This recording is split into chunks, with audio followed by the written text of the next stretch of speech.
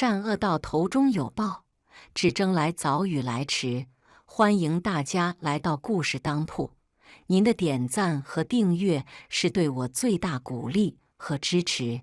今天要分享的故事，安和镇唯一的私塾里传来一阵朗朗的读书声。从窗外向里面望去，大部分都是孩童，只有一个人的个头很高，坐在那里，不像是鹤立鸡群，倒像是羊群里站着一头驴，十分显眼。私塾先生是一个中年男子模样，姓莫，人称莫先生，也是安和镇唯一的秀才。莫先生的目光扫过整间私塾，露出一个满意的眼神，只是看到那个子很高的学生之后，又微微摇头，叹了口气。秦月留下，其他人可以先回家了，明天不要迟到。过了好一会儿，莫先生看了看天色，示意众学子停下，可以放学去了。一群孩童在私塾内辞别先生时，个个都十分安静，很有礼貌。出了私塾的门，走了不远，便一个嗷嗷叫了起来，宛如脱缰的野马，开始撒欢儿。秦月便是个子最高的学生，他最后一个起身，来到莫先生的面前，缓缓行礼道：“见过先生。”秦月，若是我记得不错，你今年已经17岁了吧？莫先生叹了口气，看向秦月的眼神十分复杂。先生记得没错，学生已经在私塾读了10年的书。秦月不明白莫先生为何突然问这些，但还是如实回答：“从明天开始，你就不用来私塾上课了，这条路不适合你。你说说，你想要做什么？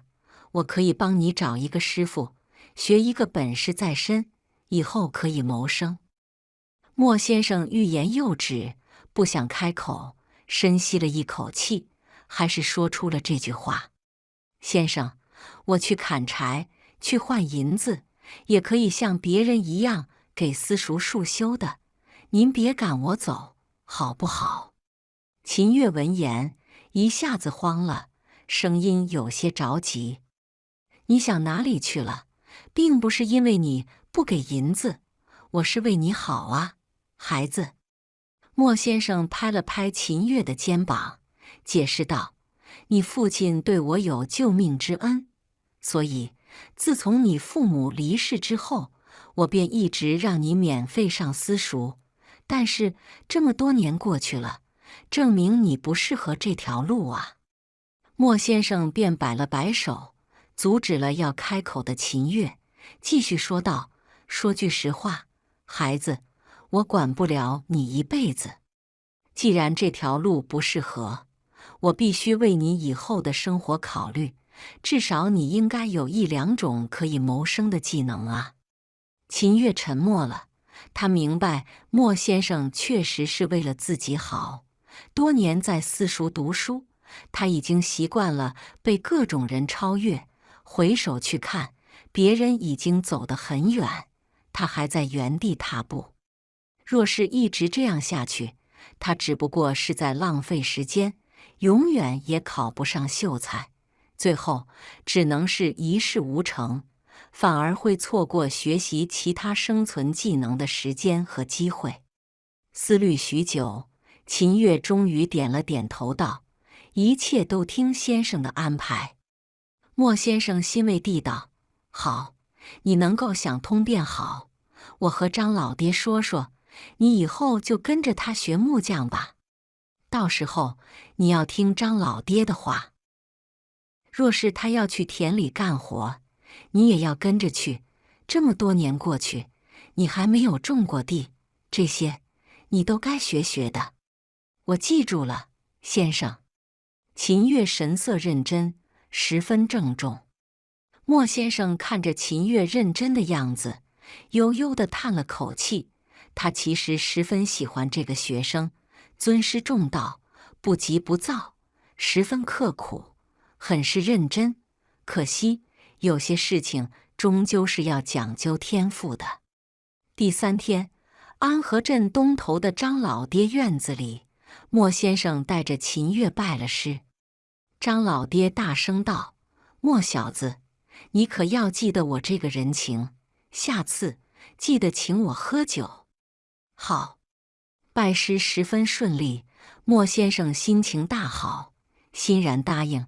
临走之时，拍着秦月的肩膀道：“孩子，虽然你不再私塾了，但是书还是要读的。读书并不只是为了考取功名，如果没有书了，可以来找我借。”秦月冲着莫先生的背影深深一拜，先生的话，学生定当铭记在心。张老爹看着秦月，满意的点头自语道：“尊师重道，性格沉稳，确实是个好苗子。这下我也不用藏着掖着了，不用担心教会徒弟饿死师傅了。”此后，秦月便跟在张老爹身边学习木匠手艺。张老爹作为方圆左近最为出色的老木匠，很多人都曾经想要拜师，可是张老爹却一直藏着掖着，没有打算收入室弟子。秦月将莫先生的话牢记心头，不仅仅跟着张老爹学木匠手艺，若是张老爹去田里干活，他也会跟着去帮忙。闲暇之余，秦月也会继续读书，不为考取功名，只是将读书当成了生活中的一部分，一个爱好。时光匆匆，岁月如梭，光阴似箭，晃眼间便是数年过去了。秦月21岁了，数年里，他跟随张老爹认真学木匠手艺，张老爹也是倾囊相授。他已经成为附近几个镇子和村子最为出名的木匠，也是最为另类的木匠。因为秦月虽然是一个木匠，却总是文饰打扮，像是一个书生，得了闲暇，随时随地都在看书。他很感激莫先生和张老爹给他做出的选择。这些年过去，由于木匠手艺不错，在附近相当出名，一年到头几乎没有停歇，也算是赚了一些银子，不仅将家里的房子翻盖了，还置办了一些田地。他也曾帮过许多人，比如镇子上的乞丐就和他的关系十分要好。一个夏季的午后，秦月将李财主需要的家具打造完毕，谢绝了李财主的挽留，背了一个竹篓，将木匠所用的工具放入其中，便匆匆离开。第2天是张老爹的大寿之日，作为弟子，他想陪伴在左右，毕竟张老爹孤孤单单，只有他这么一个徒弟了。李财主并非安河镇人士，家住清水镇，距离安河镇还有数十里之远。中间有一段路途还要经过连绵大山，到了晚上，若非逼不得已，或者人数众多而结伴，一般都不愿意穿越这一座大山。山体巍峨，高峰陡峭，古林密布，流传着太多的传说。秦月行色匆匆，背着竹篓，不愿耽搁行程。路上行人不多，零零散散。经过这一座大山时，更是冷清，前后不见个人影。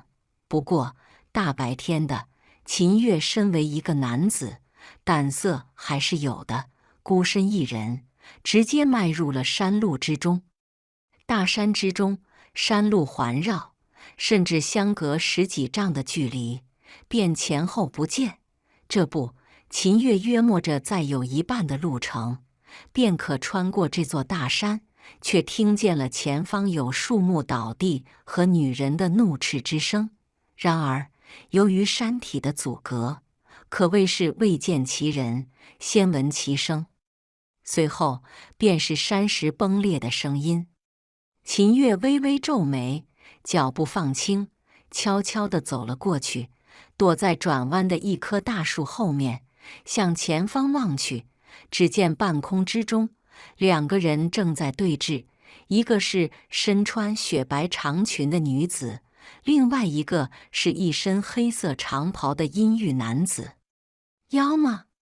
秦月自语了一声，屏气凝神，不敢打扰两位，只是静静地看着。你是不是有病？咱们两个都是妖，井水不犯河水，你为何要和我作对？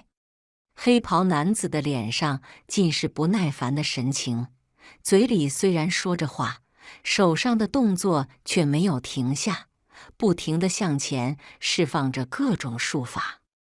阿娇，我也不想与你为敌，但是我不能眼睁睁看着你去屠戮凡人。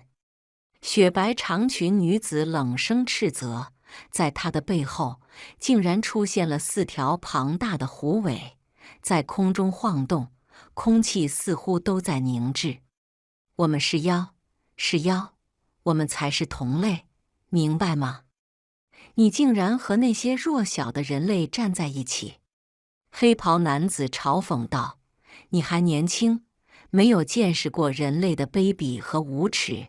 等有一天，你见识过之后，不知道是否后悔今日之举。”雪白长裙女子没有接话，不停地向前出手，打出一道又一道的术法，爆发出刺眼的光芒，似乎要压过空中的日光了。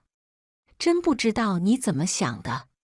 黑袍男子气急败坏，不停地应对，两个人算得上旗鼓相当。秦月目睹这一幕，大气也不敢出，他很清楚自己无法插手这样的战斗，除非是两败俱伤。动静很大，他也很怕，但是他暂时没有离开的打算，他在静静等待。雪白长裙女子显然是站在他这边的，若是到了最后，如果有可能，他不介意帮雪白长裙女子一把。玲珑，今日我们休战，你看可好？两个人旗鼓相当，谁也无法奈何对方。黑色长袍男子一边出手，一边开口：“墨月，以你的能力，若是我放你离开，你随时都可以到达附近的村子或者城镇。到那时，我再想阻止你，便难了。所以，你不要痴心妄想了。”身着雪白长裙的女子名叫玲珑，神情凝重，全力出手，根本没有打算停手的准备。玲珑，你可知道，我们若是继续都下去，都会力竭而亡。墨月的语气有些焦急，棋逢对手，最终肯定会同归于尽，即便有一个活下来，也会受到重创。无所谓，只要能将你留下。玲珑的手上光芒更加炽烈，身后竟然出现了第5条虎尾，在空中摇曳，似乎要将那里的空气都抽干了。附近的2座小山峰也在两个人的交手之下化为了齑粉。秦月看着这一幕，目瞪口呆地小声道：“或许我一辈子也赶不上他们的能力吧。”听了玲珑的言语，墨月有些慌张，他可不想陨落。身为妖族，还有大把寿命可以活着。玲珑，你我都是妖族，我就不明白，你为何要偏偏护着那些人类？不如我们2个合作，我吃血石，你收精气，我们都能提高实力，不是吗？墨月再次开口，哪个妖族能抵挡提升实力的诱惑呢？提升实力不仅可以拥有悠长的寿命，还不用沦为一些隐士高手的宠物或者坐骑。滴水之恩，当涌泉相报，你不懂。玲珑摇头，谁救的你，我不伤他就可以了。墨月皱眉，开始商量。玲珑没有说话，正所谓道不同不相为谋。两个人又交手了一会儿，墨月终于忍不住了，他可不想最后力竭而亡，怒吼道：“玲珑，既然你不听我的劝说，既然你想要两败俱伤，那我就成全你。”浓郁的黑雾升腾，墨月现出了本体，竟然是上百丈长的恶蛟，几乎将整个山谷填满了，盘绕着向玲珑缠了过去。玲珑也画出了本体，那是一只雪白的无尾狐，尾巴摇动，嘴里吐出一轮圆月。山谷中的气温骤降，秦月即便距离得很远，也忍不住打了一个寒战。周围的树木上面迅速结成了寒霜，数息之后，竟然出现了冰碴，过于离谱了。秦月眉头一皱，悄然退后一步，但是目光却还是紧紧地盯着在空中不断交手的两只妖族。他知道，两只妖族都拿出了压箱底的本领，要置对手于死地，没有转圜的可能。劲风扑面，如果不是山中的植物翠绿，秦月都要以为是到了冬季一般。真正的高手，若是想要生死相争，其实并不需要多长时间，短短片刻之间，恶蛟身上不停地有鳞片坠落，狐狸的尾巴也断了一根。很快，两个人似乎都耗尽了力量，随着最后的一次交锋，两个人同时坠落到大地之上，他们再也无法维持那样庞大的躯体，纷纷变成了人形，身上都是伤口，十分凄惨。秦月遥遥望去，墨月和玲珑的状态都十分不好，似乎随时会失去。不过，他并没有靠近，而是安静地看着。墨月冷笑道：“玲珑，你终究败了，你终究是挡不住我的。”玲珑虚弱地道：“我问心无愧，现在随便来一个人就可以毁了你，甚至一只没有灵智的兔子都能宰了你。我不信你能恢复过来。”墨月恨声道：“那也总比你好，你心都碎裂了，难活了，除非有人愿意和你共用一个心。”玲珑没有搭理墨月，只是安静地躺着。随着两只妖族的功力散去，太阳的光芒再次让山谷恢复了暖意。秦月犹豫了半天，决定还是前去看看，毕竟玲珑是为了阻止墨月对人类出手，他也是一个人族，若是他不去看看，念头不会通达。为众人抱心者，不可使之冻毙于冰雪。读书不仅仅是为了功名，更是为了懂道理，然后再按照道理去做事，但是大部分人做不到。他还是背起了竹篓，向着那边走了过去。当他走过一片树木，踏入那一片干涸的河谷之时，玲珑和墨月也同时发现了他，艰难转头看向他。只是两个人的神情不一样，一个笑了，一个慌了。玲珑咳嗽着大声笑道：“墨月，你这次算是逃不掉了。”即便是他在大笑，即便他身受重伤，可是他的声音依旧动听，十分悦耳。听到他的声音，就像是冬季的荒芜里突然间看到了一朵鲜艳的花。傲雪而立，墨月顿时慌张道：“别过来！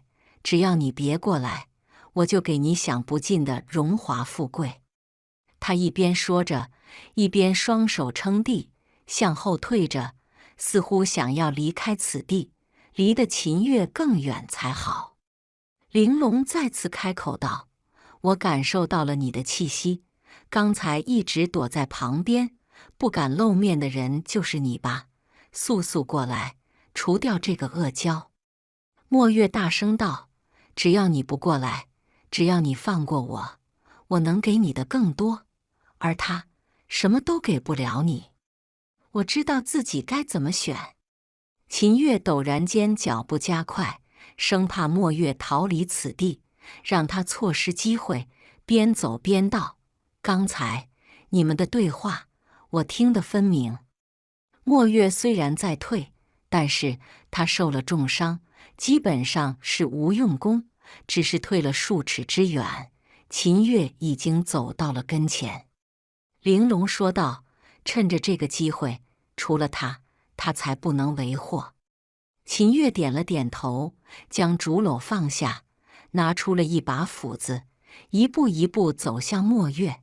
可是当他走到墨月身前，举起斧子时，却看见墨月眼神阴沉地笑了起来，心中顿时一惊，想要退走，却已经是来不及了。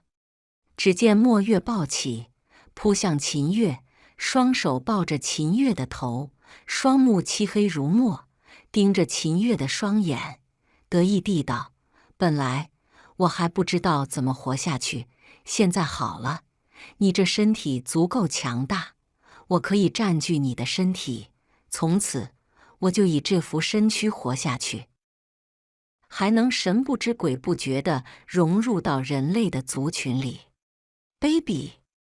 玲珑怒吼，想要起身帮忙，可惜数尺距离竟然像是天堑之隔，让他无法移动，无法帮忙。山谷之间只剩下墨月得意的笑。然而很快，墨月的笑就变成了惊呼：“你的意志怎么可能如此强大？这到底是什么东西？快停下！”此时，墨月想要将秦月扔出去，想要挣脱，可是刚才他已经耗费了所有的力气，现在完全做不到了。浩然之气，玲珑怔怔地看着秦月，秦月的身上似乎笼罩着一股若有若无的清气，若是不仔细看，根本无法分辨。不多时，墨月的惨叫声便越来越小，最终销声匿迹，像是软面条一样摔落在地上。秦月也一头栽倒在地。玲珑艰难地移动到秦月的身边，聚集最后的力量，帮秦月探查了一番，轻声叹气道：“还好，没有什么大碍。想不到一个木匠竟然会有浩然之气，这墨月也算是倒霉了。”过了一刻，秦月缓缓睁开眼睛，从地上爬了起来。玲珑开口询问道：“你现在感觉怎么样？”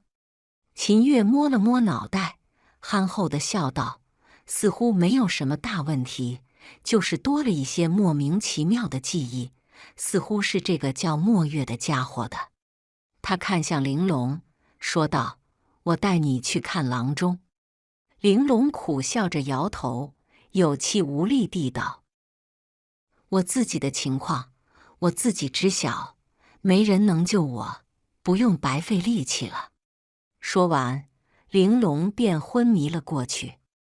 秦月皱眉，不愿意接受，直接将玲珑背了起来，竹篓也不要了，健步如飞。可是又十分稳当，不让玲珑受任何的颠簸，沿着山路向着大山之外的城镇走去。从下午忙碌到晚上，所有郎中都给出一样的结果：玲珑药石难医，心已碎裂，除非有仙药。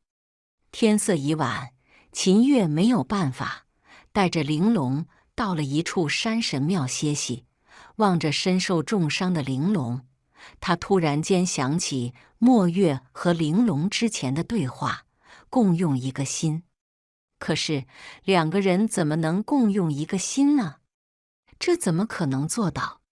秦月凝眉思考，开始沉浸在墨月的记忆当中。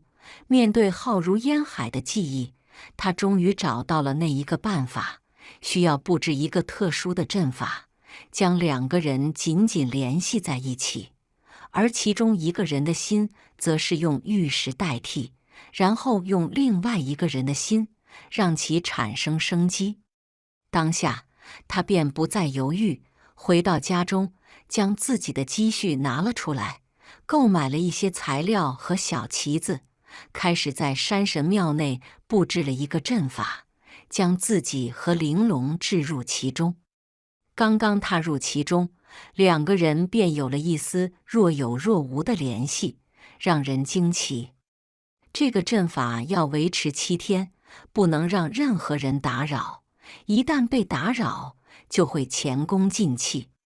秦月没有看到外面的变化，外面起雾了，甚至山川地形都起了一层变化，任何人路过这里，都会将这里忽视，不会发现这里。两个人都是心善之人，我只能帮你们到这里了。山神庙内，雕塑之上传来一声若有若无的叹息之声，随后一层淡淡的金光消失。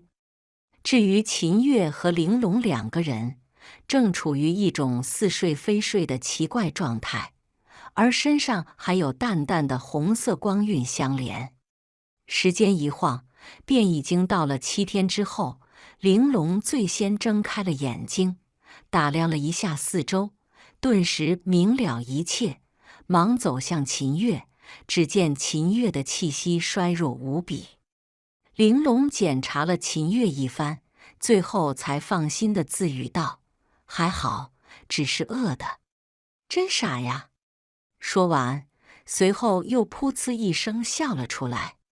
由于两个人算是共用一颗心，总是难以自制地靠近，再加上玲珑对秦月能拥有浩然之气的欣赏，还有对自己的救命之恩，两个人相处日子久了，便相爱了。玲珑也就住在了秦月的家里，只不过是另外一个房间。张老爹和莫先生这两个如同秦月父母的人，都不同意两个人的婚事，婚事便一拖再拖。秦月并没有将玲珑是狐妖的事情告诉莫先生和张老爹，怕吓着两个人。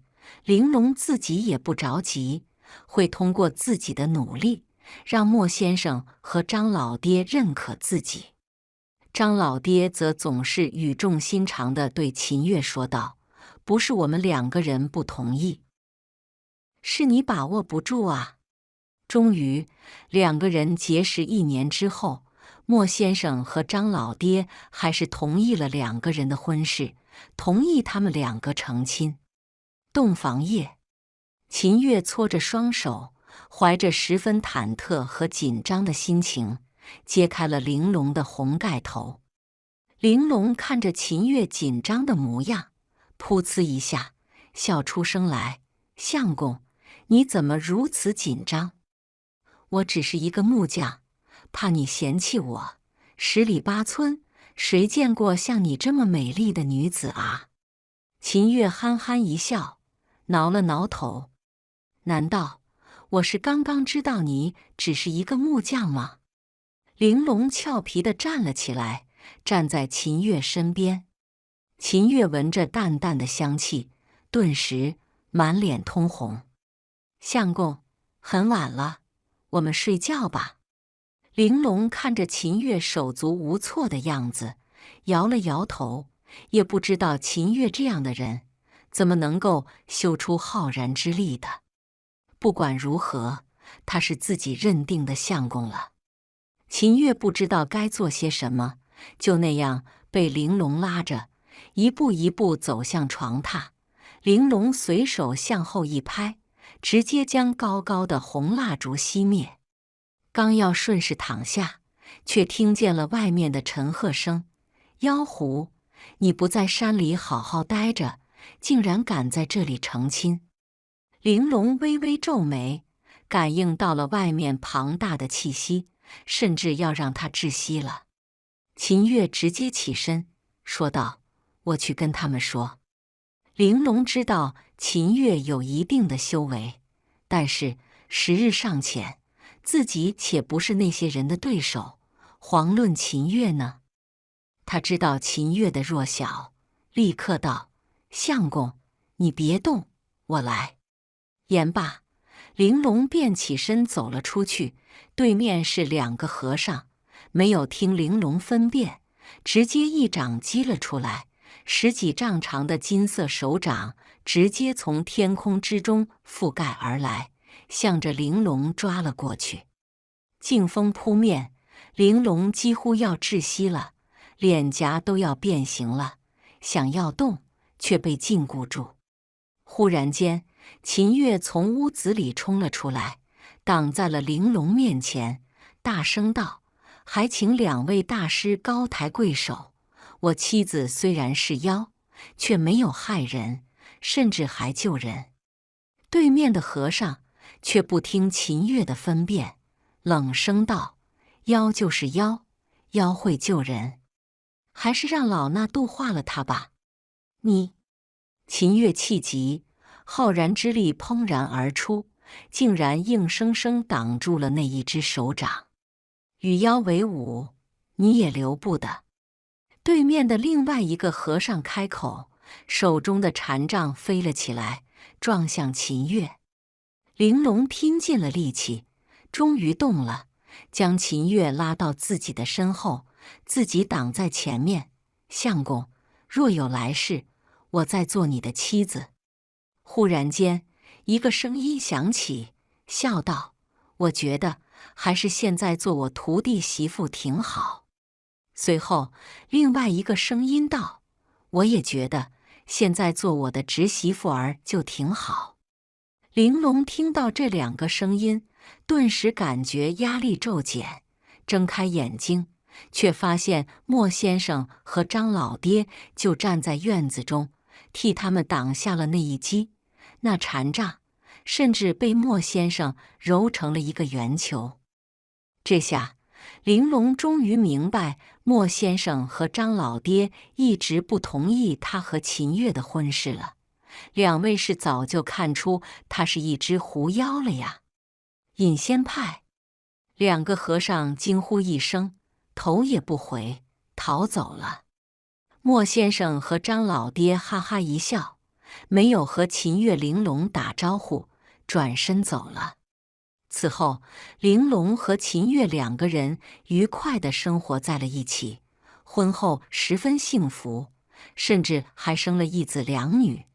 儿子考了一个秀才，算是替秦越圆了梦。